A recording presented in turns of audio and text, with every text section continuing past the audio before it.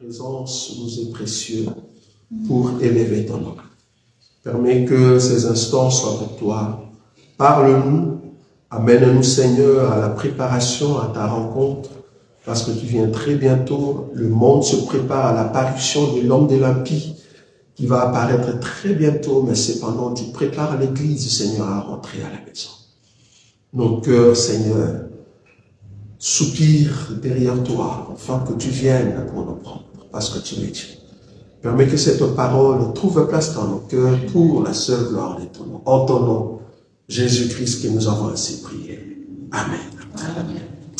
Nous allons continuer notre enseignement. Donc, comme le thème, comme je vous avais dit la fois passée, que chaque mercredi et vendredi, nous allons prendre ne fût-ce que 30 minutes de l'enseignement, répéter un peu ce qu'on a dit le dimanche et continuer, cheminer, parce que l'enseignement est tellement grand. Aujourd'hui, dans le réseau dont j'ai mis la résilience de mauvaises œuvres. Donc nous continuons dans notre enseignement sur les œuvres mortes. Je vais prendre une écriture. Je suis dans le livre de Hébreux. Hébreux chapitre 9. Hébreux chapitre 9. Je prends le 13e et le 14e verset. Hébreux 9. Le 13e et le 14e verset. La Bible dit ceci.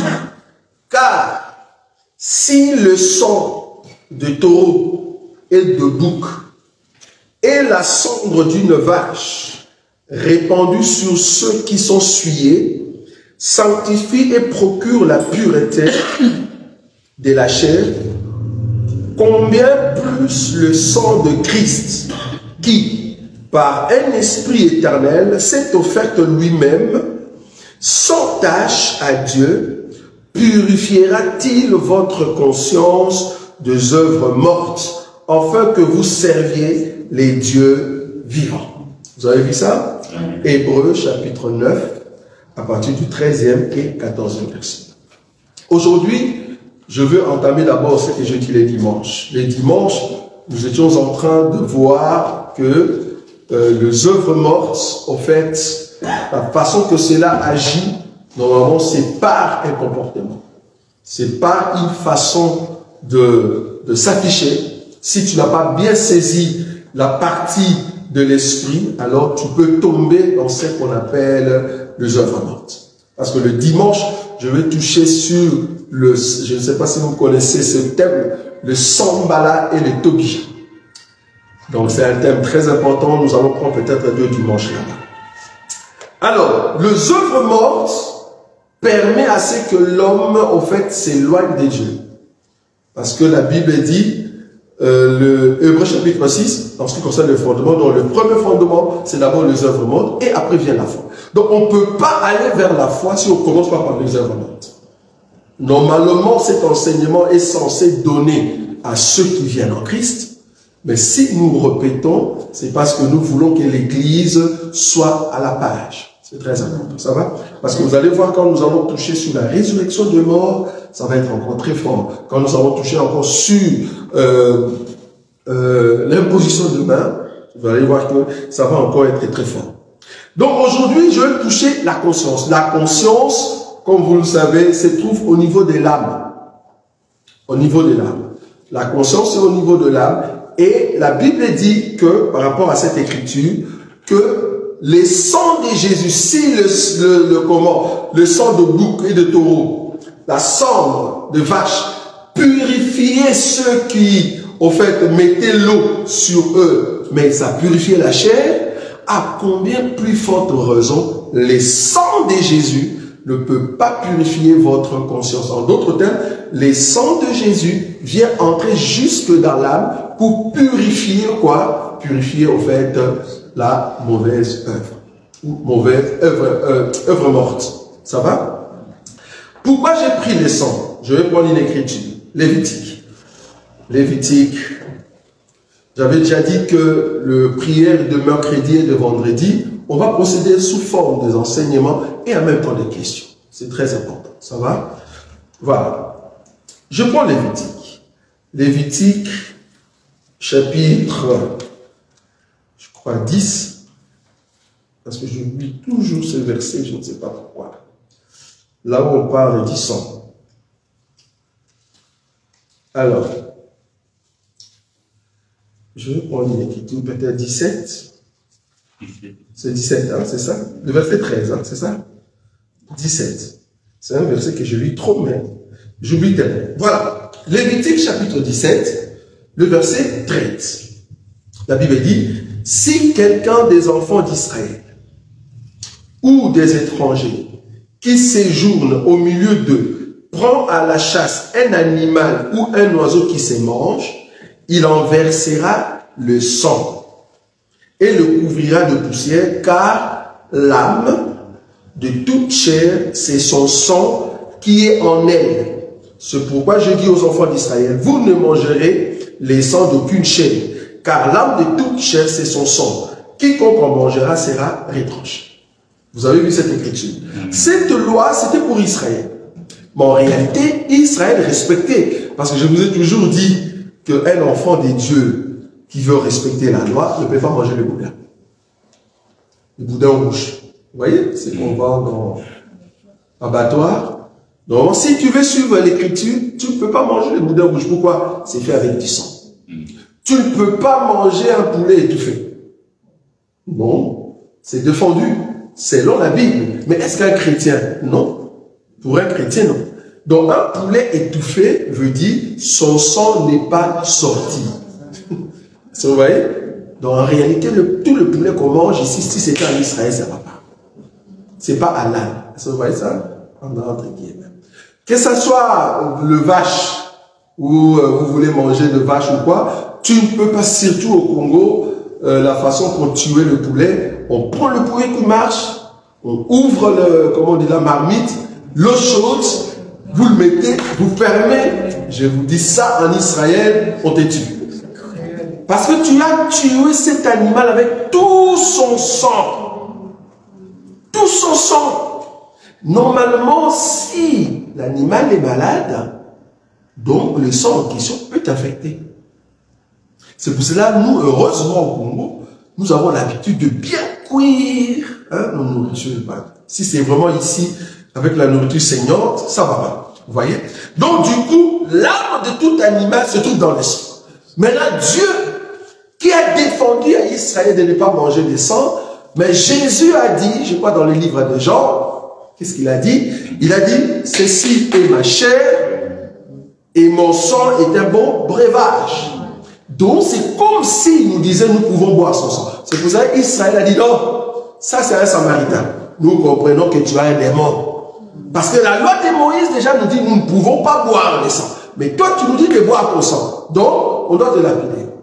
Or, il parlait en fait de la parole, de l'âme, de son esprit, qui doit entrer où? Dans notre conscience pour enlever le péché. Parce que les mauvaises œuvres sont faites le péché. Vous voyez? Donc Jésus doit retrouver le sang, parce qu'il est le sang, mais quand il entre en nous, il trouve déjà un autre sang.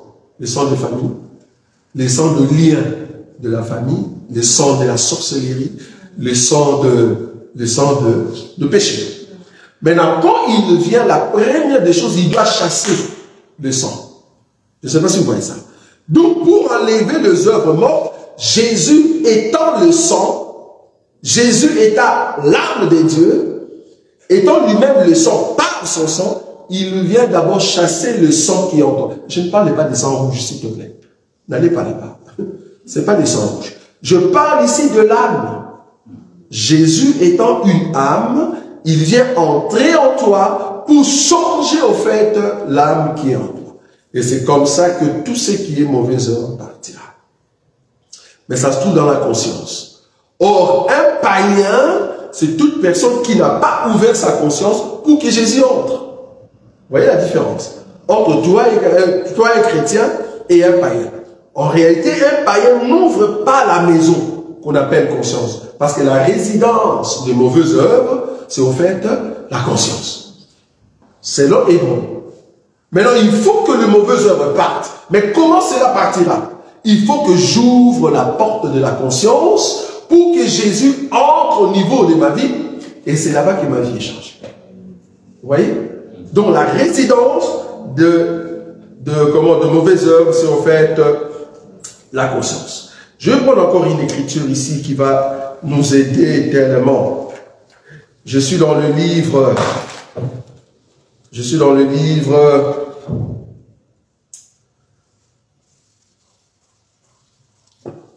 Alors, je vais prendre une écriture. Je prends 1 Pierre. 1 Pierre chapitre 3. 1 Pierre chapitre 3.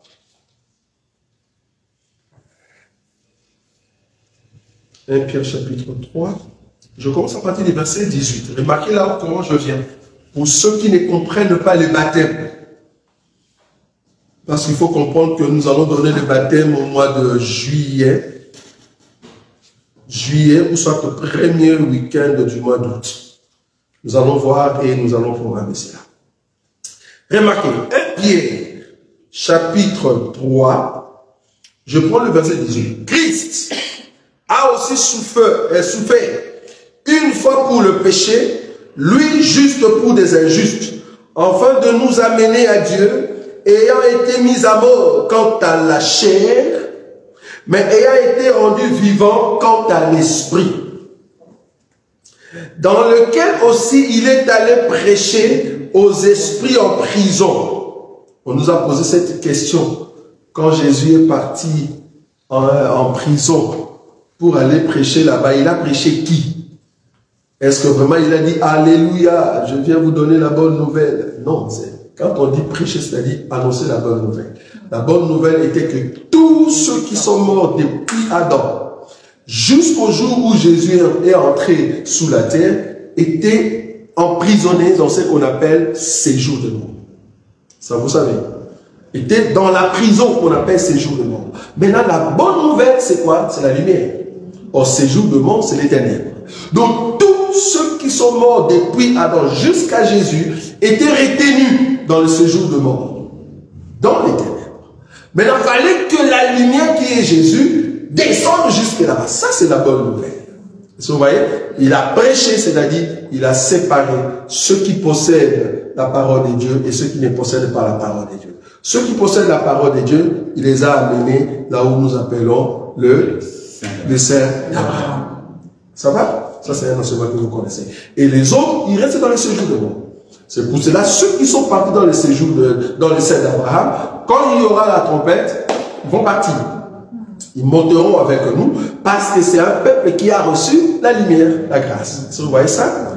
Donc du coup ici, dans lequel aussi il est allé prêcher aux esprits en prison. C'était la prison. En d'autres termes, la prison en soi, c'est Apocalypse, chapitre, je crois, 20, là où on dit que Satan a été retenu en prison dans la Bible. Vous voyez ça? Parce que tout homme a été retenu encore dans ce monde-là. Mais quand Jésus est mort, il nous a séparés, il nous a ramenés dans le sein d'Abraham. C'est là-bas que nous sommes comme les autres. Le verset 20. Qui autrefois avait été incrédule, lorsque la patience des dieux se prolongeait au jour de Noé, pendant la construction de l'arche, dans laquelle un petit nombre de personnes, c'est-à-dire 8, furent sauvées à travers l'eau. 21, écoutez. Cette eau était une figure. Ce n'était pas une réalité. Vous voyez ça? Parce qu'en réalité, l'eau, c'est la parole. Mais l'eau qui a purifié, c'était une figure. Je ne sais pas si vous voyez ça. C'était une figure. Une figure du baptême qui n'est pas la purification des souillures du corps, mais l'engagement d'une bonne conscience envers Dieu. Et qui maintenant vous sauve. Vous voyez ça? C'est pour ça que nous disons que les baptêmes sauvent. Une personne qui n'a pas reçu le baptême alors que tu avais l'occasion, comment tu peux aller au ciel? Pour aller au ciel, parce que le baptême sauve, si seulement tu crois par rapport à la révélation du baptême. Vous voyez? Qui maintenant vous sauve, vous aussi, par la résurrection de Jésus-Christ. Parce que quand vous mourrez dans l'eau, en réalité, vous ressuscitez.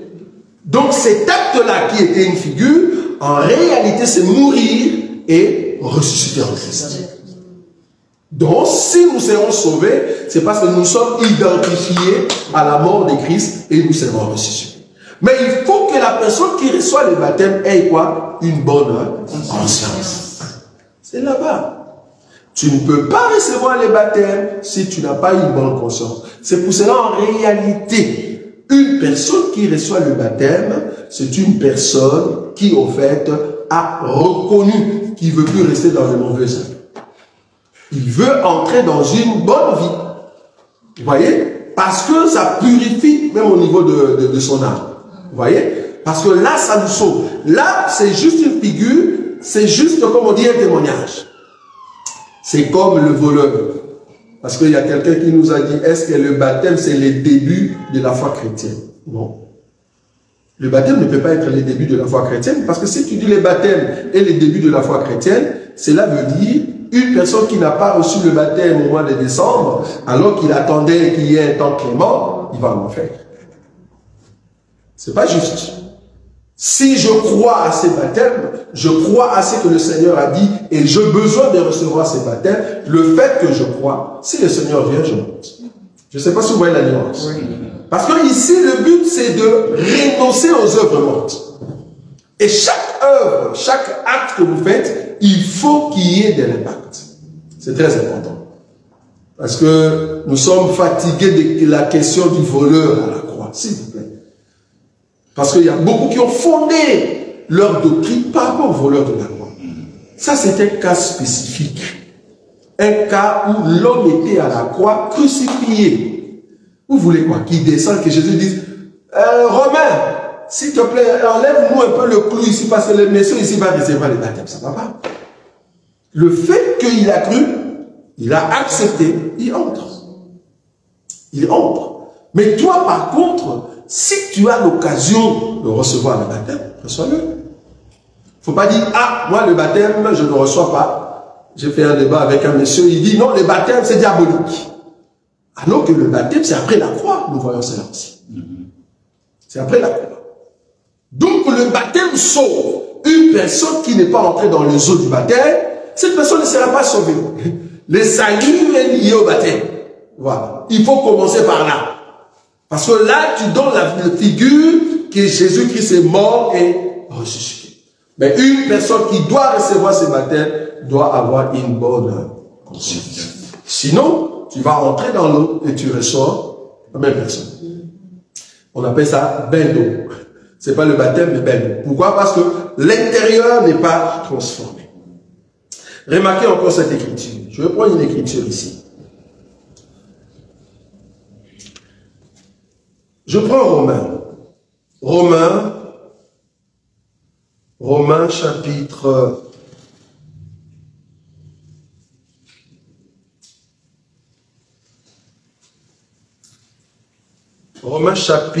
13.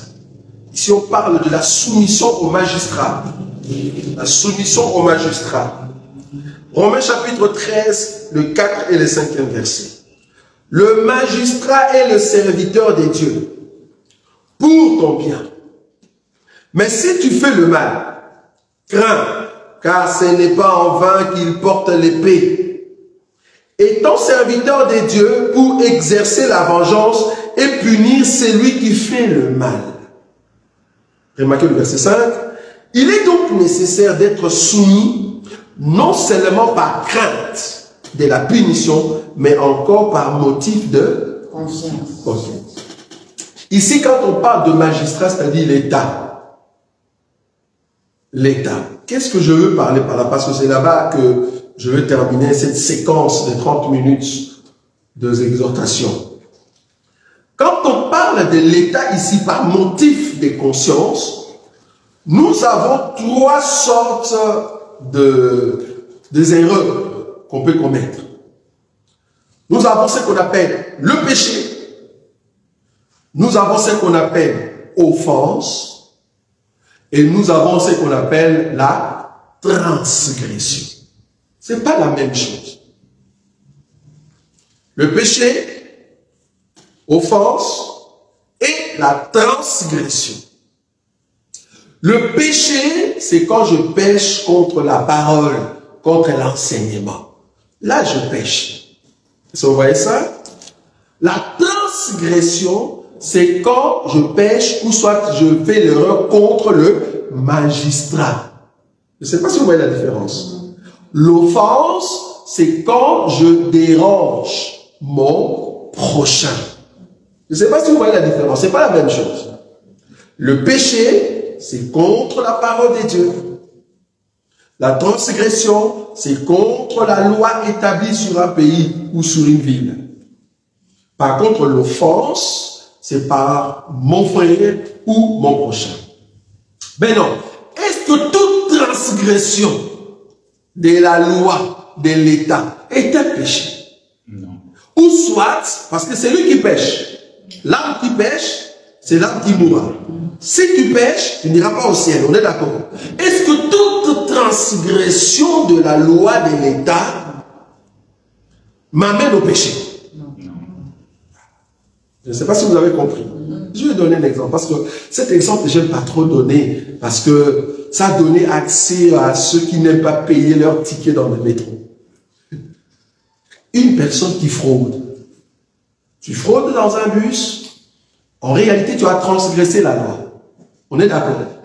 Bon, c'est pas que tu as l'habitude de frauder. Ici, je dis, par exemple, tu étais pressé. C'est dans ce sens-là, je l'ai quand même nuancé. J'étais pressé, j'ai dit, ah, je vais rater mon train, mon transport, j'entre dans le bus et je ne paye pas. Ok, on est d'accord. Les contrôleurs arrivent. En réalité, je veux recevoir ce qu'on appelle l'amende. L'amende, c'est au fait le résultat ou les salaires de la transgression. Je ne sais pas si vous voyez ça. Parce que c'est lui qui transgresse payera. Je ne sais pas si vous avez vu ça. Oui. Tu as brûlé le feu rouge. J'arrive avec ma voiture. J'ai brûlé le feu rouge. La police était juste à côté. La police fait wouh, wouh. Qu'est-ce que la police fera? Amende, 150 €. Ça, c'est le salaire de la transgression. Mais est-ce du fait que j'ai brûlé le feu rouge et Jésus revient, est-ce que je vais rater le ciel? Non. Je ne sais pas si vous voyez. Je ne sais pas si vous voyez la nuance. Hein? C'est pas parce que j'ai brûlé le feu rouge que je rate le ciel. Non. Parce que le salaire de la transgression, c'est l'amende. Hein? Je peux le payer. Je peux payer l'amende en question. Je ne sais pas si vous voyez. Donc, le salaire de la transgression, c'est l'amende que je dois payer. Mais par contre, le salaire du péché, ça change. Le salaire du péché, ça change. Ok. Maintenant, l'offense. J'ai offensé mon frère. J'ai dérangé mon frère. J'ai dérangé ma soeur. La moindre des choses. Matthieu chapitre 18. Qu'est-ce qu'il nous dit là-bas? Matthieu chapitre 18, je dois payer. Payer quoi? Mais je demande pardon. Je ne sais pas si vous voyez ça. Donc si je ne demande pas pardon à mon frère, quelque part, l'offense continue. Mais non, est-ce que cette offense-là peut m'empêcher d'aller au ciel?